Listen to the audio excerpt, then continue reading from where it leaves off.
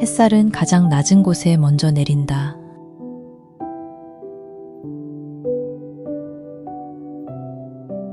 제1장 작은 둥지에 가득한 노래.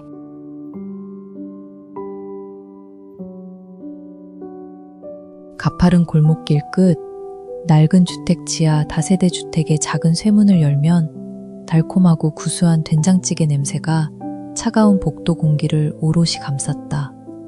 10평 남짓한 작은 월세방.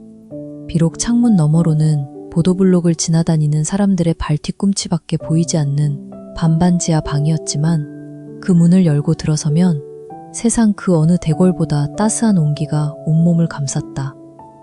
다녀왔습니다.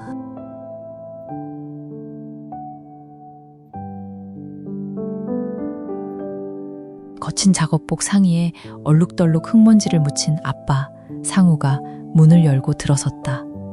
추위에 얼어붙은 귀와 손을 비비며 들어오는 상우의 얼굴에는 종일 계속된 공사장 막노동의 피로 대신 식구들을 향한 환한 미소가 피어났다. 여보, 고생 많았어요. 밖이 많이 춥죠? 주방에서 따뜻한 보리차 끓인 물을 컵에 담아 들고 나온 엄마 은혜가 남편을 반겼다. 은혜의 수수한 얼굴은 수척해 보였지만 눈빛만큼은 언제나 호수처럼 맑고 따스했다.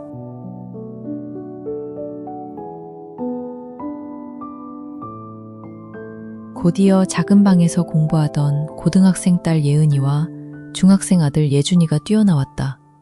아빠 오셨어요? 오늘 바람 진짜 많이 불던데 현장에서 많이 추우셨죠? 예준이는 아빠의 무거운 연장 가방을 받아들었고 예은이는 아빠의 거친 손을 두 손으로 꼭 감싸주었다. 공사장의 차가운 철근과 시멘트 먼지 속에서 온종일 몸을 구르고 온 상우에게 이 작은 방과 가족들의 환영은 세상 그 무엇과도 바꿀 수 없는 천국이었다.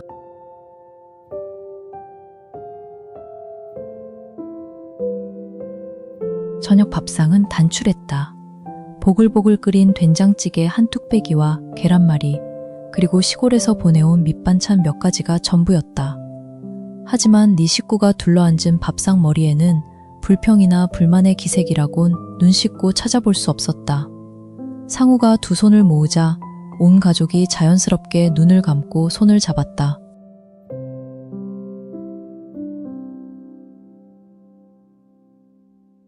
가산이 적어도 여호와를 경외하는 것이 크게 부하고 번뇌하는 것보다 나으니라. 잠언 15장 16절.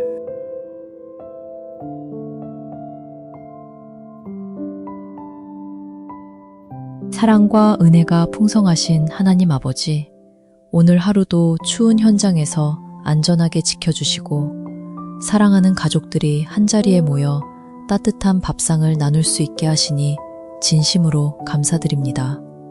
비록 세상의 눈으로 볼 때 저희의 소유는 작고 보잘것없을지라도 주님이 주신 비할 데 없는 평안과 사랑이 이 집에 가득함을 믿습니다. 오늘도 이 음식을 감사히 먹고 주님의 기쁨이 되는 믿음의 가정이 되게 하소서. 예수님의 이름으로 기도드립니다. 아멘.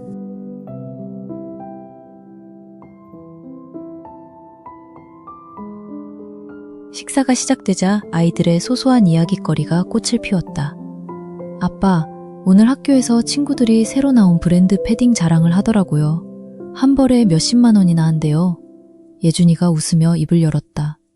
은혜는 순간 가슴 한구석이 철렁했다. 남들 다 다니는 학원은커녕 브랜드 옷 한 벌 제대로 사주지 못하는 미안함이 늘 가슴에 얹혀 있었기 때문이다. 예준아, 엄마 아빠가 좋은 옷 못 사줘서 속상했어?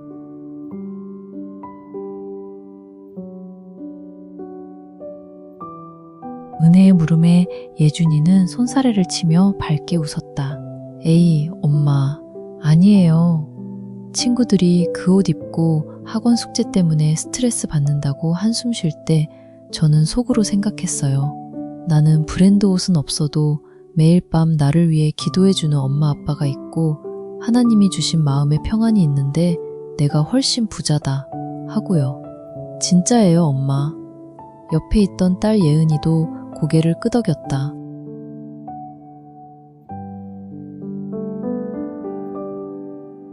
맞아요, 엄마. 오늘 전교 석차 나왔는데 제가 이번에도 전체 1등 했거든요. 학원 다니는 친구들이 저한테 비밀 과외 받냐고 물어보길래 제가 그랬어요. 내 과외 선생님은 하나님이셔. 지혜를 달라고 기도하고 수업 시간에 집중하거든 하고요. 친구들이 처음엔 웃다가도 제 성적표 보고는 다들 부러워해요. 예은이의 말에 상우와 은혜의 눈시울이 붉어졌다.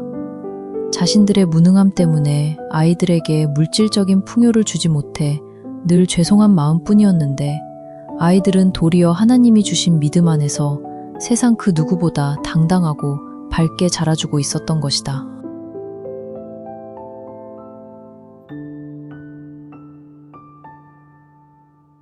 식사가 끝나고 상이 치워지자 내 식구는 작은 방 한가운데에 놓인 낡은 카펫 위에 동그랗게 모여 앉았다. 이 가정이 매일 빼놓지 않고 드리는 가장 거룩하고 행복한 시간, 바로 가정 예배 시간이었다. 상우가 가죽이 해진 성경책을 펼쳐들었다. 오늘 주신 말씀은 시편 23편 1절 말씀이다. 여호와는 나의 목자시니 내게 부족함이 없으리로다. 우리 예은이, 예준이, 그리고 여보, 오늘 하루를 살아가면서 정말 부족함이 없었니? 네, 아빠. 하나님이 늘 함께 해주시니까 마음이 가득 찬 것 같아요.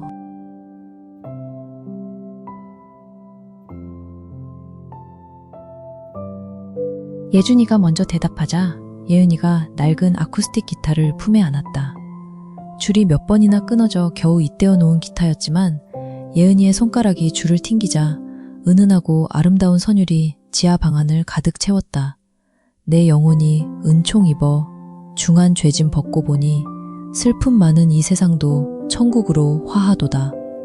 예은이의 기타 반주에 맞추어 내 식구의 찬양이 시작되었다.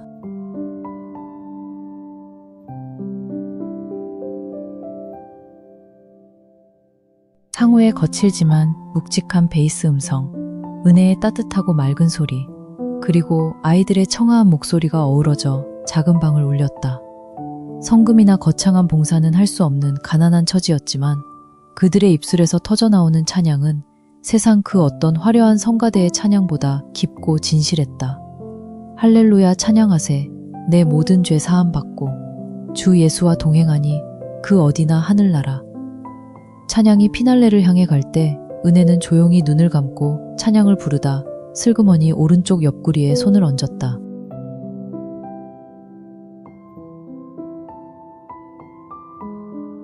며칠 전부터 명치 끝에서부터 찌르는 듯한 묵직한 통증이 밀려오곤 했다.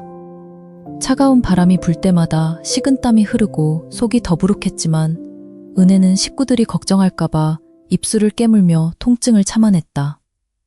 하나님, 우리 가족의 이 행복을 지켜주세요. 제 몸에 작은 연약함이 있다면 주님의 보혈로 깨끗이 만져주시고 오직 주님만 바라보는 이 기쁨을 빼앗기지 않게 해주세요. 은혜는 은밀히 속으로 기도하며 식구들을 향해 다시 환한 미소를 지어 보였다. 예배가 끝나고 밤이 깊어지자 작은 방에 2개의 이불이 펴졌다.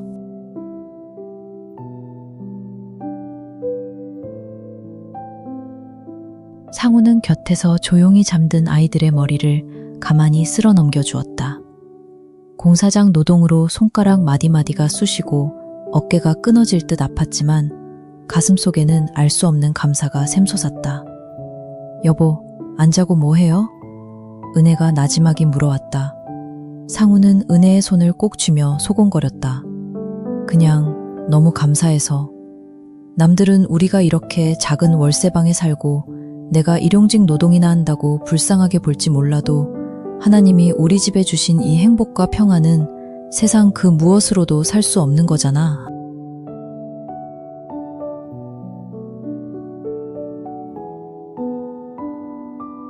맞아요, 여보. 비록 우리가 드릴 것은 진심 어린 예배와 기도뿐이지만 하나님이 우리 가정을 얼마나 사랑하시는지 매일 느껴요. 우리 어떤 시련이 와도 끝까지 이 믿음 변치 말고 서로 사랑하며 살아요. 그래, 여보. 내일도 주님이 주신 하루를 감사함으로 시작합시다. 차가운 밤바람이 창문을 흔드는 밤이었지만 작은 지하 월세방 안에는 세상이 줄 수 없는 하나님의 위로와 천국의 평안이 깊게 내려앉아 있었다. 풍랑이 밀려올 것을 알지 못한 채 믿음으로 단단히 뭉친 이 아름다운 가족의 이야기는 이제 막 그 위대한 첫 장을 열고 있었다.